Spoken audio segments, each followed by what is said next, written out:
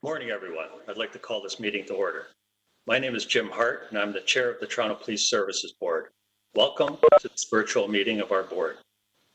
Although this meeting is taking place virtually, we acknowledge that the land we're on as we hold this meeting is a traditional territory of many nations, including the Mississaugas of the Credit, the Anishinaabe, the Chippewa, the Haudenosaunee, and the Wendat peoples, and is now home to many diverse First Nation, Inuit, and Métis people.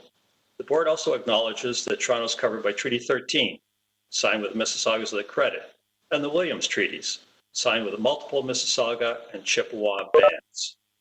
Members, are there any declarations of interest under the Municipal Conflict of Interest Act? Seeing none and hearing none, I will move on. I now turn this meeting over to the board's Executive Director, Mr. Ryan Teschner, who will go over the meeting logistics. Mr. Teschner. Thank you, Chair Hart, and thank you to everyone who's joined this virtual meeting. Please note that this meeting, as always, is being live streamed on the Toronto Police Service YouTube account and will be available there at the conclusion of this meeting. On the line today, we have Chair Jim Hart, Vice Chair Councillor Francis Nunziata, Mayor John Tory, Councillor Michael Ford, Member Ainsworth Morgan, Member Lisa Kostakis, and Member Ann Morgan. On the line, we also have members of our board office staff, Chief Raymer, his command team, members of the service, and of course, welcome to members of the public who are joining us. We have individuals who have registered to make deputations on our agenda items. As with our regular meeting process, deputations will be heard prior to the item being discussed and voted on by board members. When it comes time to do a deputation, those who have registered will be brought in to the call by our colleague, Buchanan Gisser. As always, deputants will speak, followed by an opportunity for board members to ask them questions. Chair Hart, back over to you. Thank you, Mr. Teschner. I'll now go through the agenda for holds. Item number 1, confirmation of the minutes from the virtual public meeting held on October the 28th, 2021. Do I have a motion to approve those minutes? Councillor Ford, could I have a seconder, please? Ms. Morgan, all in favor? Any opposed? Item number 1 is carried. Now move forward to item number 2, which is a November the 6th, 2021 report from Mr. Teschner on SafeTO, Toronto's 10-year community safety and well-being plan. Item number 2 is held down for deputations. Item number 3 is the Medal of Merit for Detective Kuller, Jovanovic, Police Constable Fanouf, and Sergeant St. Jean. I would like to hold that item down. Item number 4 is special constable appointments and reappointments December 2021. Could I have a motion to approve item number 4? Vice Chair Nunziata, could I have a seconder? Mayor Tory, all in favor? Any opposed? Item number 4 is carried. Item number 5, contract awards, supplementary legal services and employment and labor law. We have a deputation on that item, so item number 5 is held down. Item number 6 is contract award, OTEC Solutions, Digital Evidence Management Systems, Software Support and Maintenance Renewal. Could I have a motion to approve item number 6? Motion to approve. Councillor Ford, could I have a seconder? Mayor Tory, all in favor? Any opposed? Item number 6 is carried. Item number 7, contract award risk management solutions for workplace safety and insurance board, WSIB consulting and case management support. I would like to hold that item down. So would I. Mayor Tory, did you want to hold that down? Well, I just fine. If you are, I just have a couple of questions on it. Yes. I'll put it in your name, Mayor Tory. Thank you.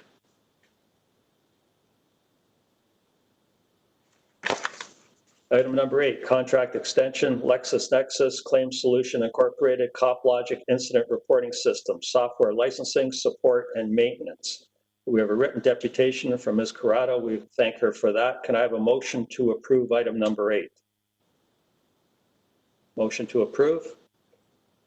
Ms. Kostakis, seconded by Councillor Ford. All in favor? Any opposed? Item number 8 carries. Item number 9. Clinical Psychological Assessment Services contract extensions and increases. Could I have a motion to approve item number 9? Motion to approve. Ms. Morgan, could I have a seconder? Ms. Kostakis, all in favor? Any opposed? Item 9 carries. Item number 10, we have a series of reports on 2021 budget variance the operating budget for the Toronto Police Service, the capital budget for the Toronto Police Service, the operating budget variance for the Toronto Police Service Parking Enforcement Unit, and the budget variance report for the Toronto Police Service Board. Members wish to hold any of those items? Could I have a motion to approve? Councillor Ford, could I have a seconder? Vice Chair Nunziata, all in favor? Any opposed? Item number 10 carries. Item number 11 is proposed amendments to the Police Record Check Reform Act. And we have two reports there, 11.1 and 11.2. Could I have a motion to receive item number 11? Ms. Kostakis, could I have a seconder?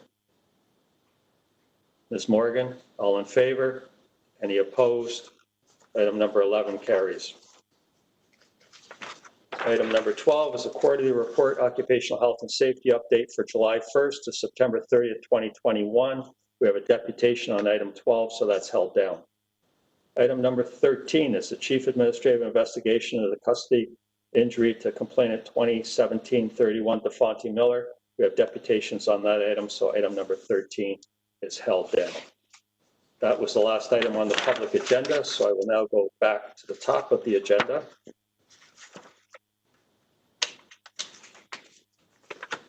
To item number 2, which is SafeTO, Toronto's 10-year community safety and well-being plan. Doobie, I don't know if we have two deputants or one. I believe only one is called in. Correct. So if you could put the deputant on, that would be great. Thank you. Dana McKeel, you should receive a prompt from the system now to unmute.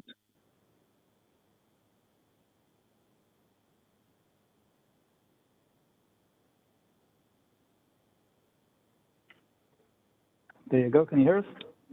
I sure can. Thank you. All right. Go ahead when you're ready. All right. Members of Toronto Police Services Board and Senior Command Officers, my name is Dana McKeel. I'm a sport broadcaster based in Toronto, and I'm a resident of Ward 10 Harbourfront. A 51 Division Senior Officer has described the Novotel Hotel Shelter as a localized crime and disorder hotspot, which has put a disproportionate burden upon police, fire, and emergency services. The immediate neighbors, both residential and business, have lived experience with this deluge of crime and disorder over the last 9 months. And to add insult to injury, we were shut out in terms of public input over the original siting decision and lately over the lease extension decision, both in violation of the accountability and transparency provisions of the City of Toronto Act. The politicians publicly and often tout accountability and transparency, but not so much in practice.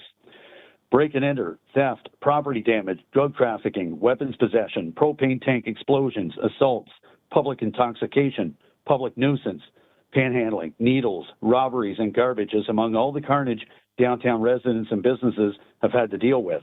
At Midtown, the Roehampton Hotel and in condo buildings due for demolition, clients caused a firestorm of violence, including several stabbings. This wave of crime and violence has taken to a whole new level with $282 million sole source contract with Deepak Ruparel, owner of the Silver Hotel Group. City of Toronto officials shut down 98 The Esplanade, and its 35 clients were moved to the Novotel, a boutique hotel located at 45 The Esplanade in the spring of this year. Along with 3 other Silver hotels, including the Bond Place, Strathcona, and Victoria, it's been an absolute nightmare for residents, businesses, parents, and particularly seniors who are afraid to go outside their homes. 3 of the hotels are located within 800 meters of each other. A cast of homeless drifters, vagrants, and criminals totaling in the vicinity of 7,000 have flocked here from across Canada to the point where 83% are not from Toronto. They've been lured here on the premise of free hotel rooms, daily heroin injection, and quote-unquote to party. The criminal activity includes a woman being viciously assaulted near the Hockey Hall of Fame. She spent a week in the hospital. A Harbourfront resident has been viciously assaulted twice. The breakfast restaurant at the Victoria Hotel was torched, causing a 3-alarm blaze last August. A client walking down the Esplanade punching assorted people in the face, which I personally witnessed. Shoppers Drug Mart, located on Lower Jarvis, has its windows shattered on a weekly basis. Multiple propane tank explosions, including one that caused over $10 million worth of damage to the Gardiner Expressway ramp, while the mentally disturbed roam the streets panhandling for money and firing rocks at streetlights.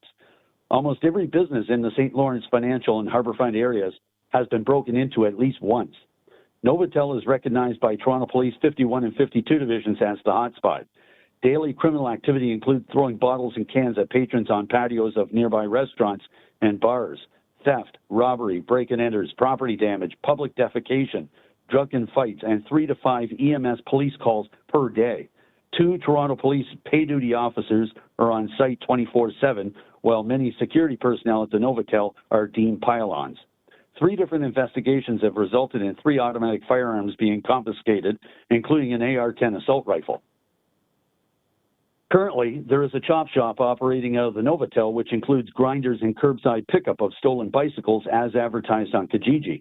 Who wants to live in an environment dotted with people walking around downtown Toronto, emblazoned with community safety on their fluorescent vests, reminiscent of war zones like San Francisco, Philadelphia, Baltimore, or Seattle?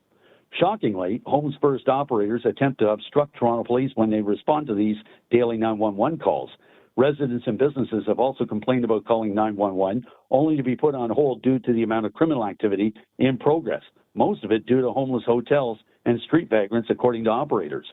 Many have resorted to calling 416-808-2222 instead. All this crime and carnage has cost residents and businesses $1 billion hard-earned tax dollars and climbing. The Novotel has cost residents and taxpayers over $8.1 million over 10 months, or $766,800 per month to provide 254 rooms. Residents, businesses, parents, and seniors sit in with frustrated frontline liaison officers on monthly Zoom calls looking for solutions to stop this ideology from spreading like cancer and accommodate the truly homeless. It all points to replacement of various Toronto City councillors and City Hall officials hell-bent on peddling this ideology, and strong leadership from Mayor John Tory. Personally speaking, I know John has the fiber to provide that leadership, but we haven't seen it as of yet because he's refused to meet with representatives of the Downtown Concerned Citizens organization, representing over 41,000 residents and businesses in the downtown area.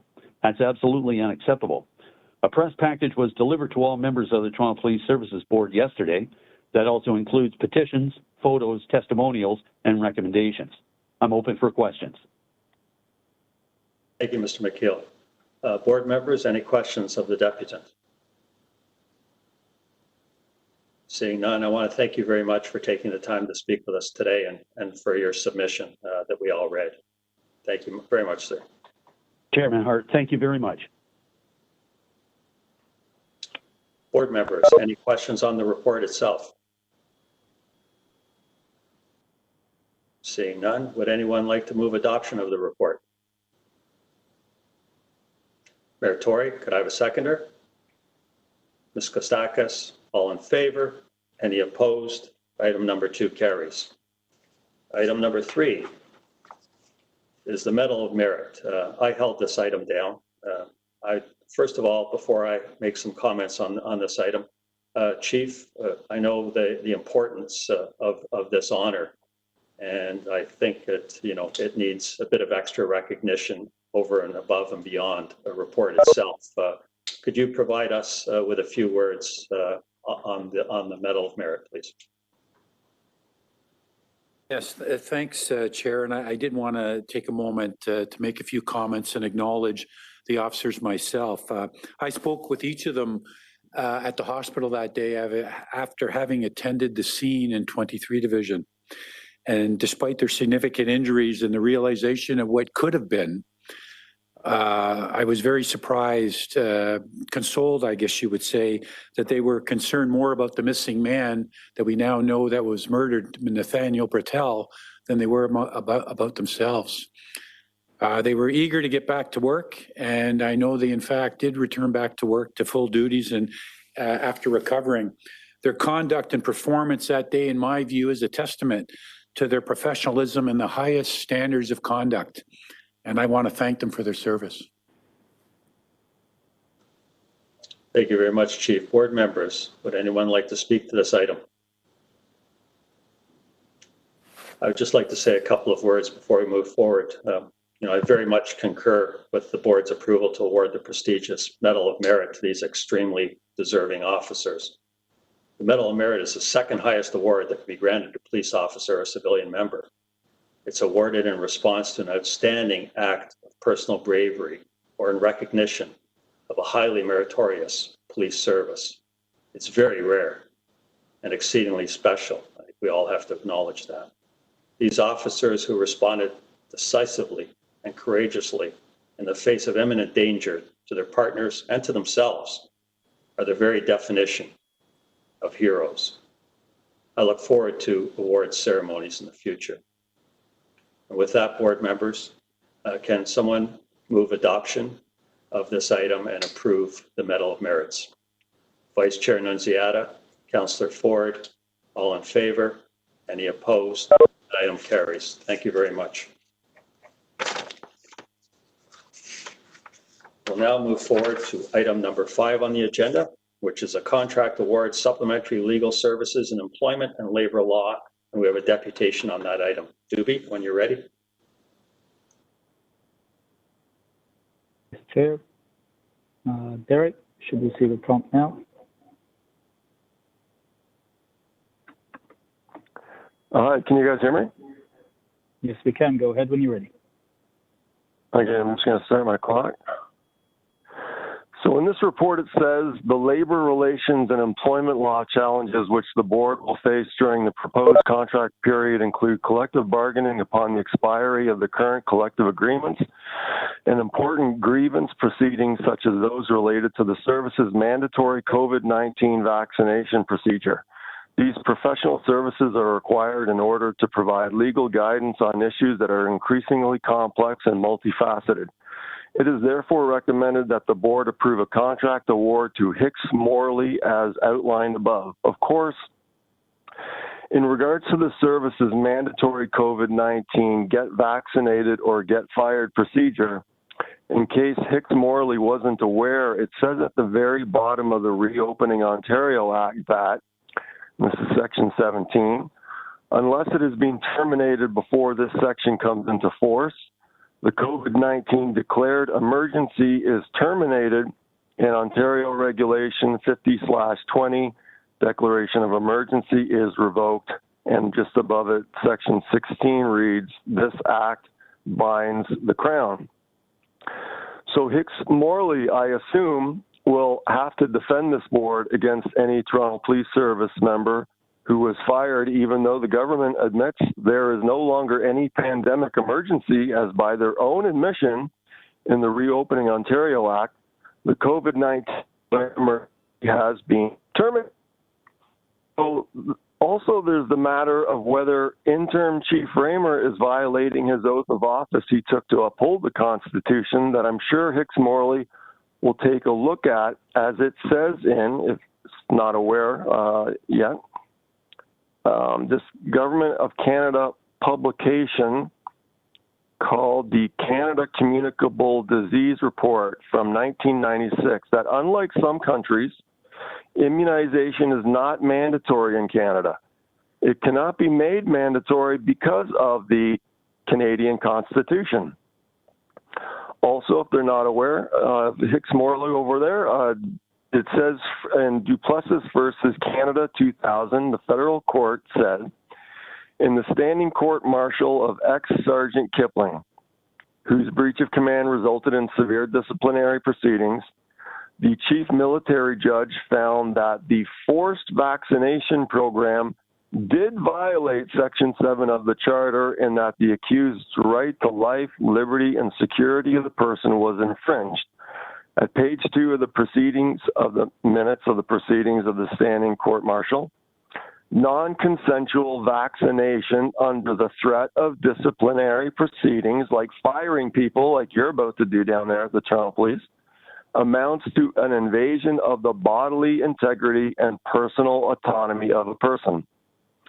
In Lapierre versus the Attorney General of Quebec, 1985, the Supreme Court of Canada said, on the state of the law, that the unavoidable risk of an accident resulting in death or serious injury, which is occasioned by a compulsory vaccination, has only been an undisputed scientific fact for a short time, and though very rare, this risk is still proportionately not widely known. In Forty Guardian versus Canada Attorney General, 1999, the British court the British Columbia Court of Appeal said, the common law right to refuse medical treatment is well established. It supports the proposition that the right of a competent person to refuse medical treatment is also a liberty interest protected by Section 7 of the Canadian Charter of Rights and Freedoms. They also add that the law does not permit the police to compel a prisoner to attend for medical treatment. Think about that. Interim Chief Raymer couldn't compel a prisoner to get this vaccine, but he somehow thinks he can compel his own officers and police members to get that vaccine.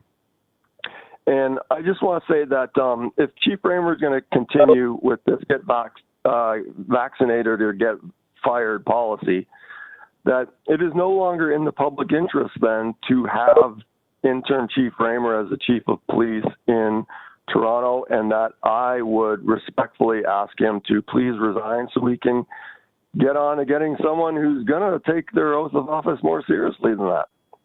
And that's my time. Thank you, Derek. Board members, any questions of Derek? Seeing none, thank you for your deputation. Board members, can I have a motion to approve the contract award? Ms. Morgan, could I have a seconder? Councillor Ford, all in favor? Any opposed? Item number 5 carries. Item number 7 is a contract award risk management solutions for workplace safety and insurance board consulting and case management support. Mayor Tory, you held this item down. I did, Mr. Chair, and I don't know if the line of questioning that I had was the same as you, but I took, normally with a report like this, certainly when I was in business, what you'd have is more background information with respect to, the kind of the even if it was to give you, I mean, in this case, we're looking at a new 3-year contract and whatnot, but you'd normally have some benchmark information with respect to a couple of things. First, how many of these kinds of cases we have. And I did note later on in I think the Occupational Health and Safety report that, the number of WSIB cases was increasing, which is happening across the board. And of course, there's many more that have to do with psychological issues and so forth. But you'd have that benchmark because it then helps you to determine what the benefit of this is going to be versus the cost. And I don't mean to put it down to that because these are very human problems people have when they're in front of the WSIB to begin with and receiving benefits and so on. But here we are spending $1 million, so it's roughly $500,000 a year, and this kind of case management, which I strongly support and which we certainly used when I was running a business, should be producing benefits that exceed that in the context of people getting off WSIB earlier, people not going on WSIB, different things that involve the sort of case management here. So I was just, I'll use the word disappointed or whatever, at the fact that we couldn't, even though this isn't the biggest contract we've entered into, that we couldn't provide a bit more information here that supported the entering into of this contract by saying, look, we anticipate and even set a goal that by doing so, we will be able to take down the length of time people stay on WSIB or be able to reduce the number of claims or, whatever. And so my only question would be, did we have that information or do we have an estimate as to sort of what the benefits are going to be in return for our spending the $500,000 with this company? Thank you, Mayor Tory. Your questions are not materially any different than mine. So, Mr. Vinziano, it looks like you're ready to answer that question. Yes, thank you, Mr. Chair, and to you, Mr. Mayor, as well. There's no doubt that we need to have baselines in terms of being able to actually determine whether, in fact, the money that we're spending on this program is actually providing value and actually reducing costs. From what I understand, this company has a very good record in this space in terms of actually being able to better contain costs. Our plan was, and it's difficult for us to really, try to predict exactly what benefit it will have. But what we are going to do is actually monitor it for the first year and can come back to the board with a report on exactly what our experience has been and whether, in fact, it's worth proceeding with this contract in future. If we start seeing that the benefits are not there in terms of the monies that we're paying, then that's something that we're going to revisit. The other thing is that it is something that is of a lot of interest to other emergency services in the city, both paramedics and fire. And the OACP has also expressed an interest in moving forward in this. But I do understand your point, Mr. Mayor, in terms of kind of giving an idea of where this may end up and what benefits we may get as an organization. And that's something that we're committed to doing as part of sort of the first year, I wouldn't call it a pilot, but the first year's experience with this company and making sure, I think at any point, and I stand to be corrected, we can decide not to give this company any cases. And so our cost would be zero if we start finding that, in fact, it's not worth it. But we could also maybe, pay more if we're starting to see that, in fact, there is value to it. Even one case, if we're able to manage it better, could pay itself off in terms of the monies that we're spending. Thank you. Mayor Tory, any further questions? No, I'm fine. Thank you, Chair. Board members, any other questions? Mr. Veneziano, I'll just ask one. I just want to follow up on the mayor's line of questioning. You mentioned that you're going to report out in a year's time. I would suggest, if possible, if you could come back to the board, say 6 months after the work has started, and give us an update on how it's going. It is a fairly substantial contract, and in terms of targets and goals and objectives, I know it's very difficult to quantify because to predict these things is somewhat of a challenge. But I think when we're entering into a contract of this magnitude, we need to know that it's money well spent at the end of the day. I realize it's an issue not only for Toronto Police Service, but all police services in Ontario, and I hear about it at the Ontario board all the time.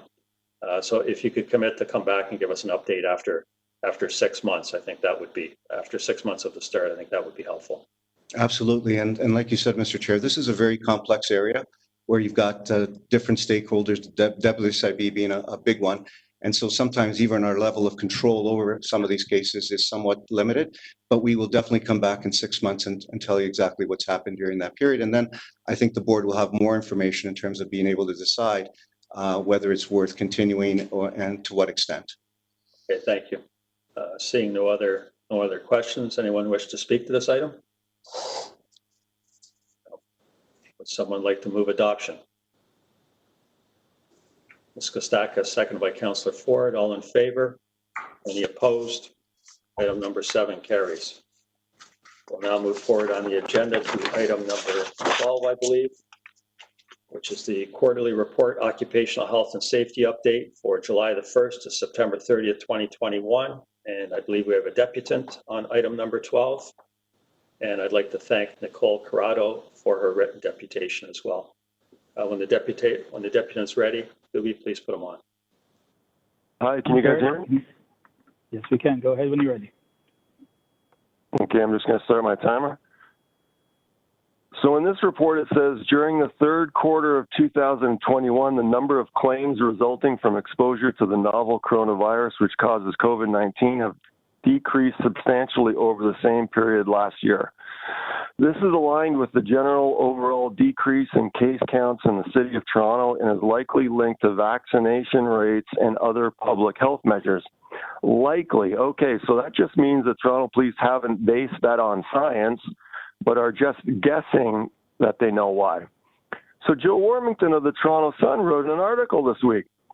Toronto Police confirmed 11 officers have filed an injured on duty claim after receiving a COVID-19 vaccine. Oh my God, what a shock.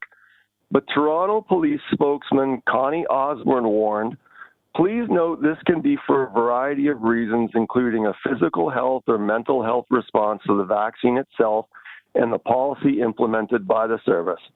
The policy implemented by the service, by the way, that was never voted and debated on by this Toronto Police Services Board first, right? I sent you an email about that, Chair Hart, that you've yet to get back to me about, which is the first time you've not responded to an email of mine. My guess is because you realize the board did something wrong in forming that policy in secret, just like the payments to law firms Chris Langenfeld keeps going on about. Now, these vaccine-injured Toronto police officers are probably wondering on just why this is. So I want to thank Councillor Kristen Wong-Tam for the question she asked at the Board of Health of Western University Professor Donald Welsh, who specializes in cardiorespiratory biology, to explain to her what he meant specifically when he referred to COVID vaccines as being leaky vaccines. Professor Welsh stated, so a kind of a traditional vaccine, something that we think of in the back of our minds as it's an agent, a biological agent that blocks the infection process, blocks the disease process, and then also blocks transmission. Now, respiratory vaccines, that's what we sort of call them. They don't effectively block either the infection or the transmission over long periods of time. What they do is they tend to moderate the severity of the disease. Because they don't do all three of those, we tend to call them leaky. And that leakiness has consequences into the future. It can often promote variant development or mutations. And those mutations can often get around the normal, let's say, viral defenses of your body or induced by a vaccine. So as I understood this, Professor Welsh basically explained, at least to me, that it's the COVID vaccines themselves that are leading to mutations, that are leading to the variants of the virus. But the same as I expect from Dr. Davila to provide the science to the public, I would expect the same of Professor Welsh and ask if he could simply share with the rest of us on his Twitter page, for instance, the peer-reviewed studies that back up his claims he has made about leaky vaccines. Now, Dr. Davila has said that her decisions are based on evidence such as the scientific literature. So I came across this article from the scientific literature, in this case, the NCBI, National Center for Biotechnology Information, and I provide the link and screenshot in my written presentation. It states, COVID-19 vaccines designed to elicit neutralizing antibodies may sensitize vaccine recipients to more severe disease than if they were not vaccinated to begin with. Vaccines for SARS, MERS, and RSV have never been approved, and the data generated in the development and testing of these vaccines suggest a serious mechanistic concern that vaccines designed empirically using the traditional approach consisting of the unmodified or minimally modified coronavirus viral spike to elicit neutralizing antibodies, be they composed of protein, viral vector, DNA, or RNA, and irrespective of delivery method, may worsen COVID-19 disease via something called antibody-dependent enhancement, ADE. This risk is sufficiently obscured in clinical trial protocols and consent forms for ongoing COVID-19 vaccine trials that adequate patient comprehension of this risk is unlikely to occur, obviating truly informed consent by subjects in these trials. And that's my time. Thank you, Derek. Board members, any questions for Derek? Seeing none, thank you very much for your deputation. Board members, can I have a motion to receive this report? Motion received, Vice Chair Nunziata, second by Councillor Ford. All in favor? Any opposed? That carries. We'll now move forward to the last item on our public agenda, which is item number 13, which is the Chief's administrative investigation of the custody injury to complainant 2017-31 DeFonte Miller. And I believe we have a deputation on this item that we will hear first. You're on.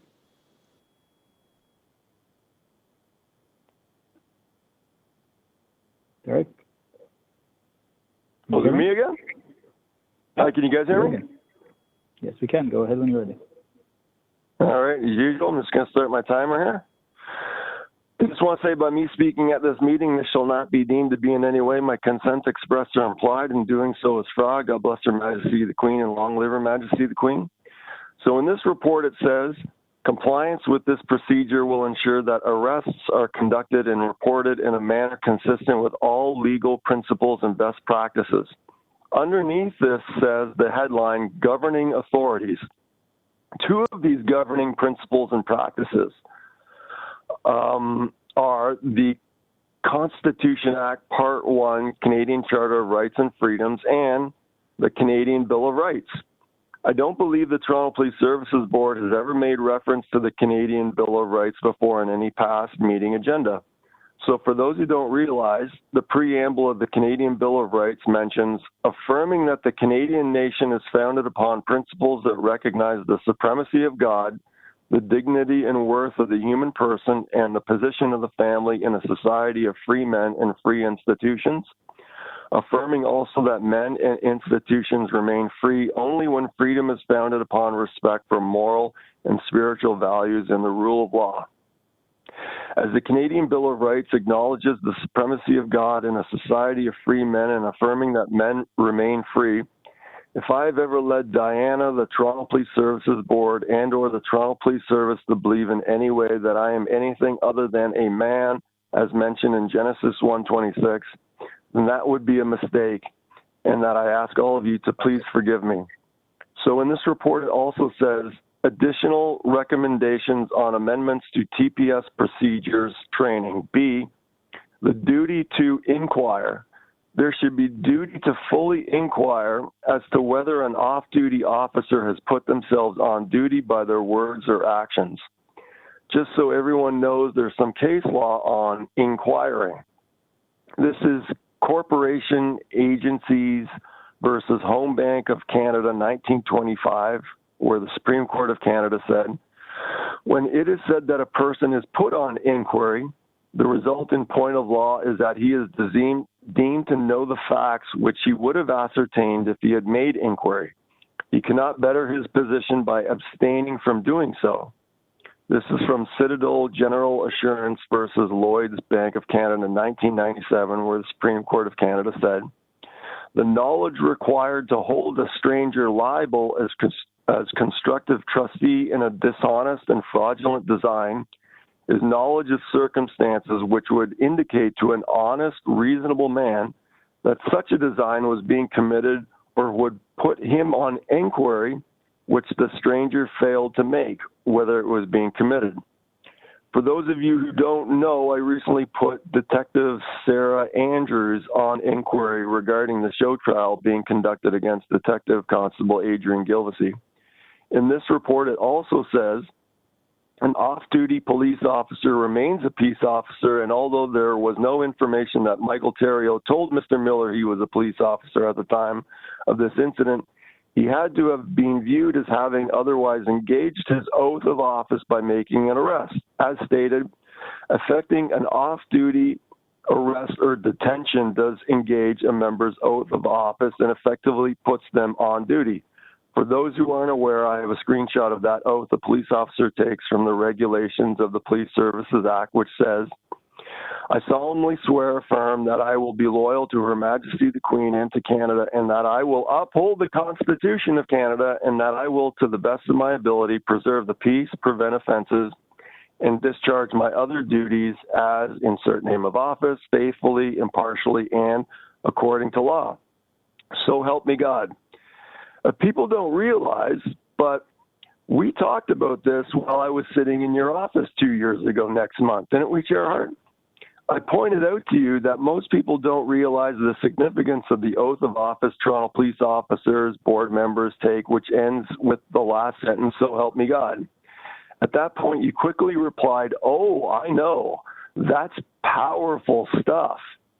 So in the future, if you're an off-duty police officer with violent tendencies who has engaged their oath of office, which ends in so help me God, remember what it says in Romans 2:11. For there is no respect of persons with God, and James 2:9. But if ye have respect to persons, ye commit sin and are convinced of the law as transgressors. And as Scott Duncan has said, only a person can be convicted of a crime. So that's my time. Thank you for your deputation, Derek. Board members, any questions of the deputant? Seeing none, thank you for your deputation. I'd also like to thank the Black Action Defense Committee for their written deputation, as well as Nicole Corrado for her written deputation. Board members, before I go to you for questions, I'd like to mention, so that everyone knows, Superintendent Eugene Fenton of the Waterloo Regional Police Service is on the line to take any questions you may have of Waterloo for the steps that they took in this matter. And before we go to questions, board members, I'd just like to ask the chief if he can just give us a brief overview of the procedure and how we initiated this process from the TPS perspective. Chief, if you could do that, that would be helpful, I think. Thank you, Chair. An investigation conducted under Section 11 of the Police Services Act is the Chief of Police administrative investigation into an incident that has activated the mandate of the Special Investigations Unit. Its purpose is to review the policies or services provided by the police service and the conduct of its police officers. All members of the police service cooperate fully with the investigation. The investigation evaluates the use of force as it relates to the death, serious injury, or alleged sexual assault of an affected person to ensure compliance with provincial legislation, service procedures, and governance. It provides the service with an opportunity to refine its procedures and practices, thereby providing the membership with the best guidance as they carry out their duties. In this matter, involving Mr. Miller and PC Terrio, Chief Saunders decided that it would be best to have another police agency conduct the Section 11 investigation. This was so due to the totality of the circumstances of the case, including the suggestion that members of the service may have acted inappropriately in not notifying the SIU. The use of an external agency would ensure the independence of that investigation. Furthermore, I can advise that although a Section 11 investigation is not a misconduct investigation, there are occasions, including this one, where there is also an investigation into alleged misconduct by our Professional Standards Unit under the Police Services Act. In this case, PC Terrio is facing a misconduct allegation, and that matter is currently awaiting the decision of the Supreme Court of Canada on whether it will grant the officer leave to appeal the decision of the Ontario Court of Appeal. Finally, although the prosecution advised the Waterloo Regional Police Service that they were content that the Section 11 investigation commence after the trial, but before the Court of Appeal decision, the service decided that it should wait until after the Ontario Court of Appeal decision was released before publicly reporting on this case. This was done out of a desire not to do anything which could impact the criminal proceedings. Thank you. Thank you, Chief. Board members, questions? Start with Mayor Tory, then Ms. Kostakis. I assume this question, Mr. Chair, is to the chief or to the lawyers. I'm not entirely sure, but I just want to make sure I fully understand the process, because it's even a while ago, of course, as we all know, that the Section 11 report was asked for. When one of these is done, whether it's internal or done by an external group, like was the case here with Waterloo, what is the chief? What is the sort of disposition of it, or the possible dispositions, plural of it, that can take place? Because as I think the chief just pointed out, and I think I do understand this much, that it is not per se a report that is meant to sort of offer a verdict on alleged misconduct, but rather to kind of check in on the facts, and so of what happened. And I guess I ask this question because I first of all would like to know what the options are vis-a-vis some of the findings, if any, of this report, knowing that there have been proceedings elsewhere in regards to parts of it. So why don't we start with that? Chief, are you taking that or legal? Yeah, no, I think the first question is just a process question, really, but about what happens to these reports, what can be the possible dispositions of them when they come back, regardless of where this one came from and all that. Yeah. I think with respect to Section 11s, the main benefit of the report, quite frankly, is procedural change. Were we doing things appropriately? Was the officer's conduct appropriate? Is it a training issue? Is there something that's not clear in our procedures that needs to be clarified? So those are primarily how we're looking at it with respect to a Section 11 investigation. And then, like I say, a corollary of that could be an independent professional standards investigation that arises from something that has occurred or that we've witnessed within the Section 11 review. Okay, that's very helpful.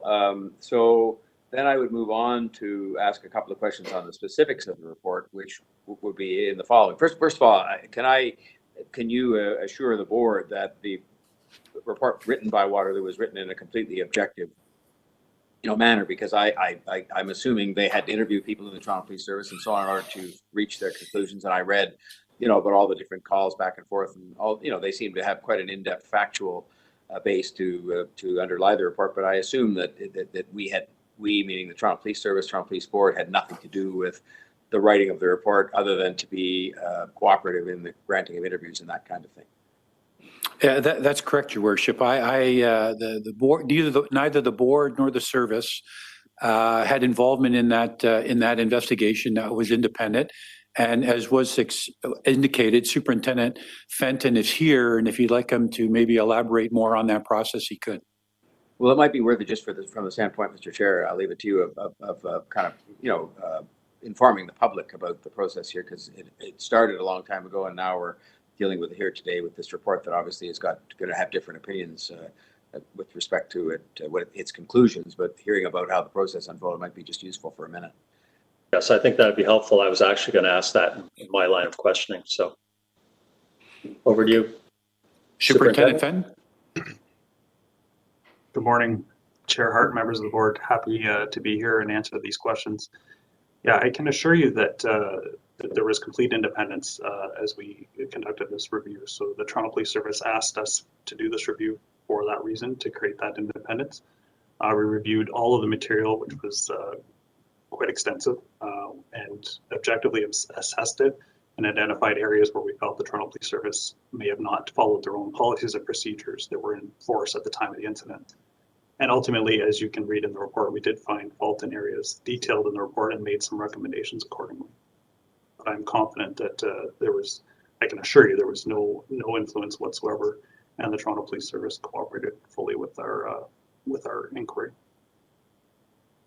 Thank you. So I have a couple of more difficult questions, which might be addressed both to Officer Fenton, but also maybe to our own people, which are the two things that struck me. And I'm sorry, I don't have any more questions after this, but these are important. The first, being it's kind of a factual question and a question that relates to a conclusion that you reach, because the words that always will leap off the page at me when I'm reading a report like this is the expression that said there was no undue influence that was exercised as between the father officer, I get the names mixed up, I apologize, and the sons that were involved. I think I've got that right. I just wondered if you could comment on that, because that's going to be a key finding, obviously, that relates to the conclusion, I guess, that no other finding with respect to, I guess, it's John Terrio was made, and so I just wondered if you could sort of try to draw some distinction for people who might be watching this as to the difference between influence and undue influence.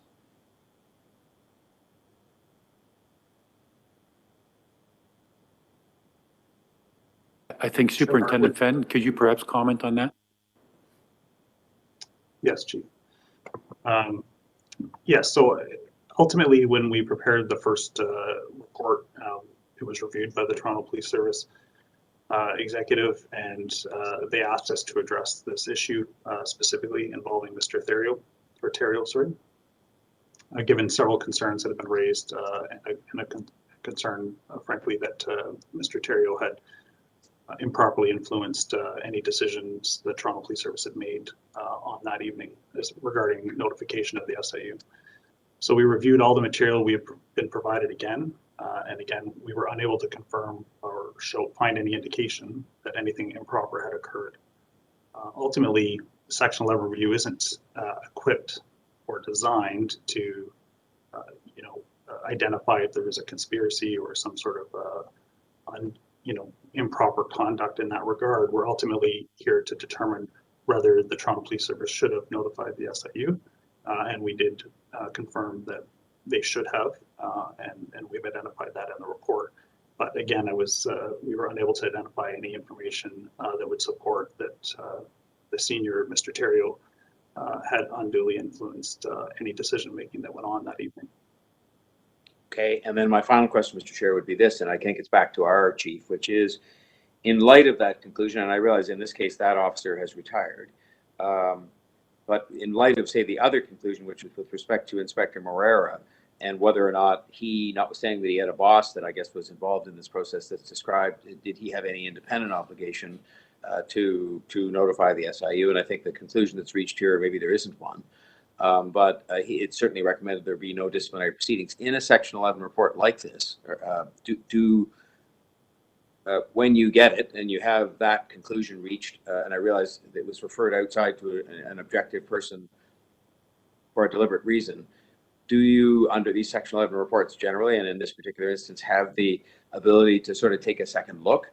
I don't mean as part of the Section 11 process, but as part of the overall disciplinary process to decide whether the standard of behavior, as if I can call it that, in not reporting this independently, notwithstanding that he had a boss that I guess was ultimately responsible, that met the standard that you would expect, knowing again that they've changed the procedure as a result of all this. But do you have the ability under just your general authority to take a look at that conclusion and say, well, we agree or disagree, and we either will or will not do something from the standpoint of a disciplinary, or is the Section 11 report the end of it as far as this would normally be dealt with? Well, I have the opportunity to look at that and make a decision. And in this case, I made the decision that there was no wrongdoing on the part of Inspector Morera. And I'll give you a couple of reasons why. There's something that's not been mentioned during the course of this. And one of the issues we had in 2016 is we had no duty inspectors. So what that meant is that an officer working all day, a senior officer, would then attend to some of these calls in the evening, quite often perhaps maybe from his kitchen table. And we lost the ability to actually attend the scene and be there to witness all the details and events. And that's something we have since corrected by having a full duty inspector cadre. So that would have been helpful on that night in question. The other thing I will add is that Inspector Morera at the time was a relatively new inspector and had just joined the on-call designate ranks late in 2016, shortly before this event occurred. Inspector Boyd, on the other hand, had 10 years experience in this area, was indeed involved in training provincially on the issue of the SIU and the protocols for notifying, and in fact was the chief's designate and was ultimately responsible. We are a paramilitary organization. Inspector Boyd's decision was the decision to be made, and that's what Inspector Morera had to rely upon once he was engaged. And so at that time, Inspector Boyd, was ultimately responsible for that decision and in fact made the decision why the SIU was not called on that evening.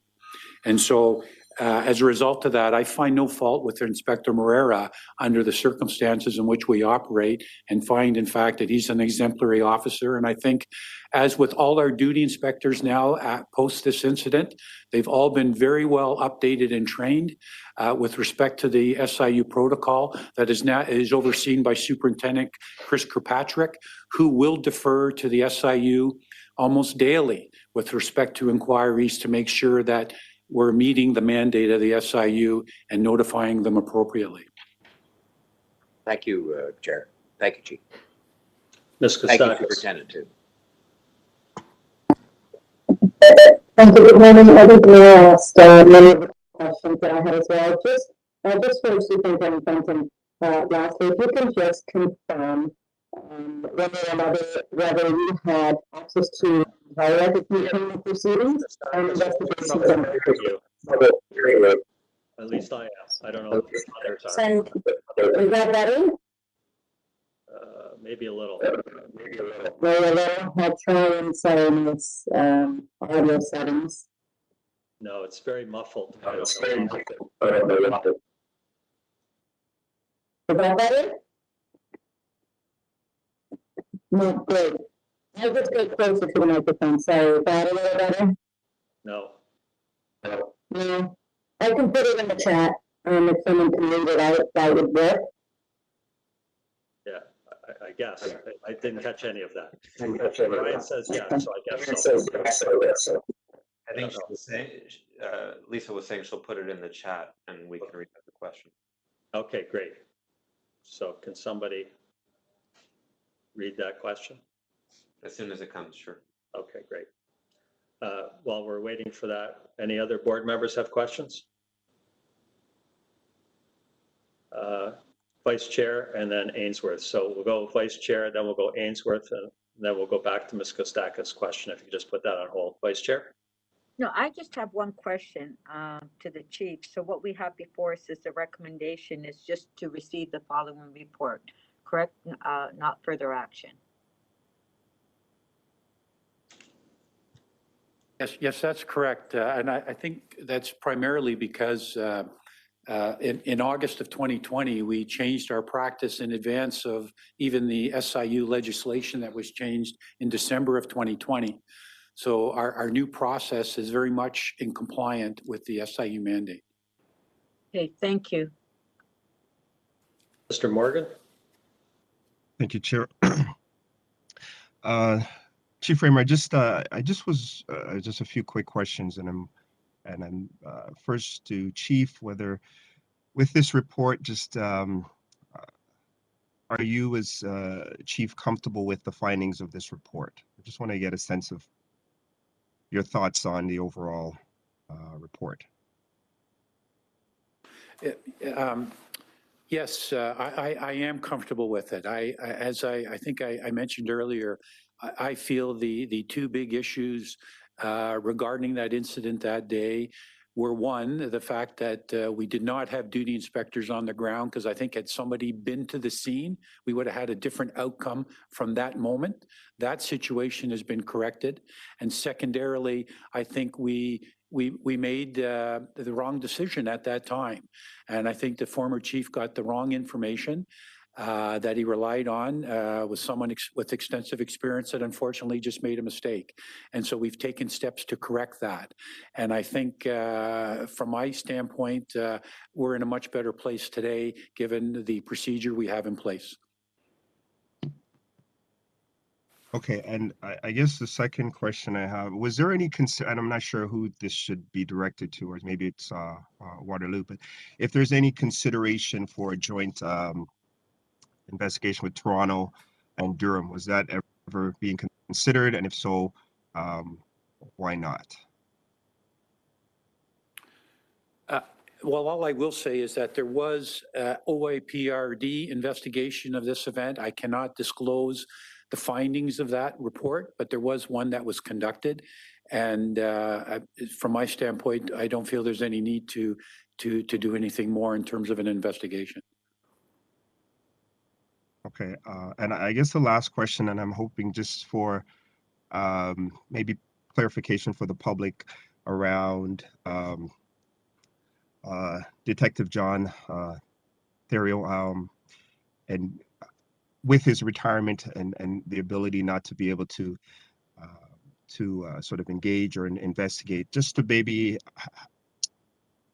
a little bit of clarification as to that process, why that was not allowed to occur given retirement. Yes, I mean, we cannot prevent a member retiring at any time. And the moment a member chooses to retire, we lose jurisdiction pursuant to the Police Services Act. And as a result of that, his retirement there was. But having said that, that's not to say that he was in any jeopardy, because we never had any information to suggest that he was. But in terms of just retirement, he was not.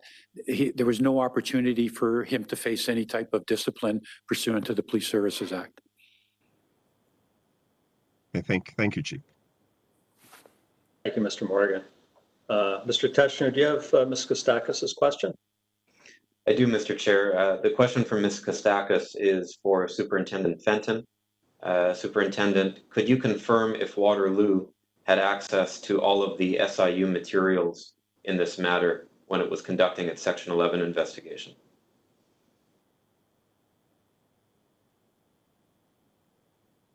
Thank you. Through you, Chair Hart. Yes, I can confirm that we had full access to all the material that the SIU had collected, all interviews, statements, notes throughout their entire investigation from both Durham Police Service and Toronto Police Service. We had full access. I'm seeing Ms. Kostakis nodding, Mr. Chair. I think that might be the only question. Okay. Board members, any further questions?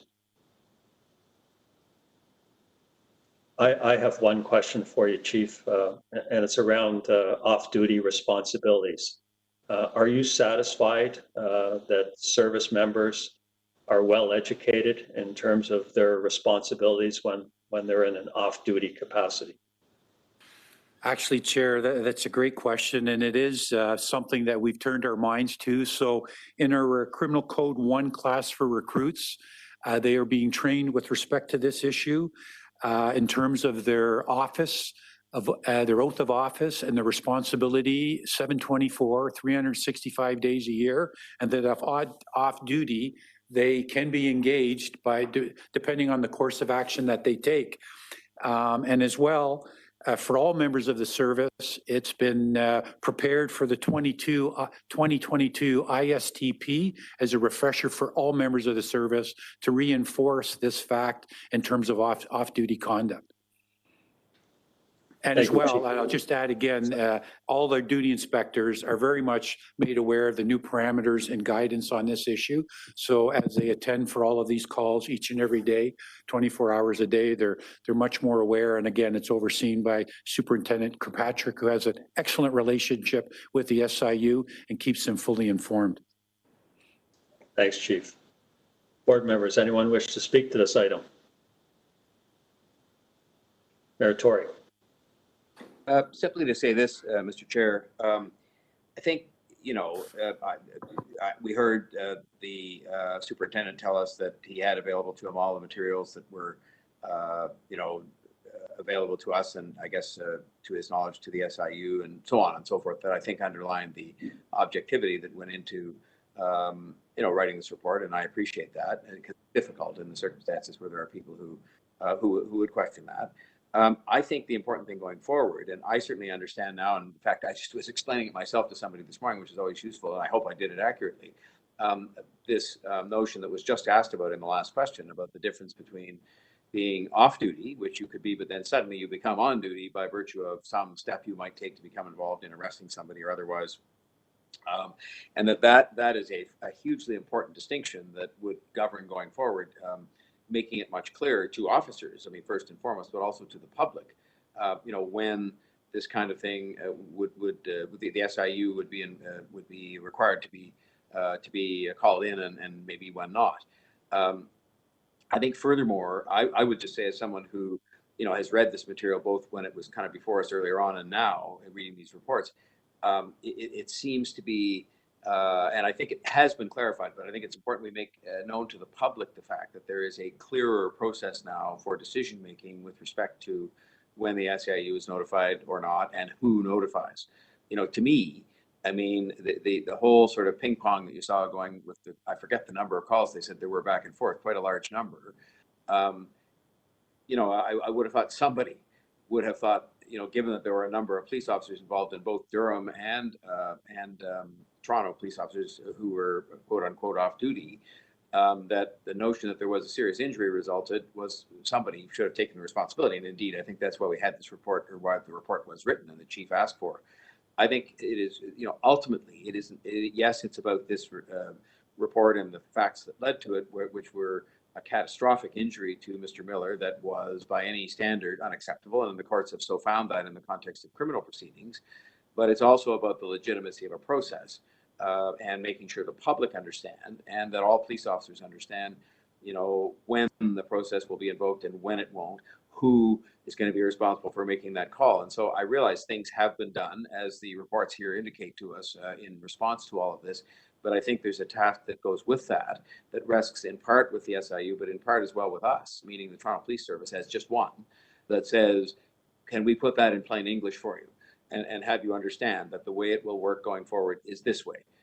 This is what will happen. This is who's accountable, you know, and this is the circumstance in which, for clarity, somebody will be deemed to be on duty, as it were. And I think most people will get that the minute you try to say arrest somebody, you're theoretically not off duty anymore.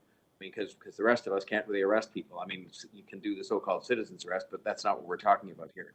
So I just think that, as usual with many of these things, the communication to the public that speaks to the legitimacy of the process and the reforms that have been undertaking are as important as the conclusions of the report itself. And there are people who will disagree and do. We have a written submission saying that. And I understand that. When you use an expression like undue influence, it brings to bear a judgment call about what's undue and how much influence there should have been, if any. But I think the report has been written. The chief has indicated his conclusions, and I support his conclusions in the context of he having studied this carefully, and that's his job, not ours to reach that conclusion.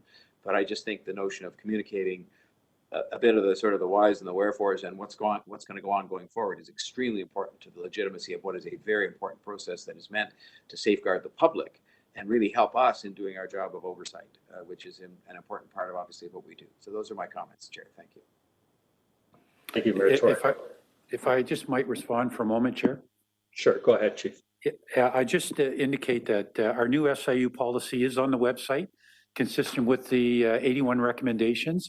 But I also just wanted to offer that our current Superintendent Frank Burrito oversees the college. If the board is interested for next month's meeting, I could have him attend and maybe provide a 5-minute update on some of the training that we're now doing at both the IST and to our recruit members with respect to this particular issue. So I'll just throw that out there if the board's interested. I certainly Thanks, would Chief. for one. I think we would be interested, Chief. Okay, I'll make it so. Board members, anyone else wish to speak on this item? Seeing none, can I have a motion to receive item number 13? Ms. Morgan, seconder. Councillor Ford, all in favor? Any opposed? That carries. That's the last item on our agenda, so could I have a motion to adjourn?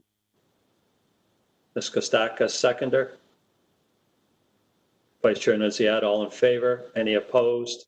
This meeting is adjourned. Our next public meeting will be Monday, December the 13th, 2021. And as usual, we'll be guided by the public health realities of the day. So thank you very much, everyone.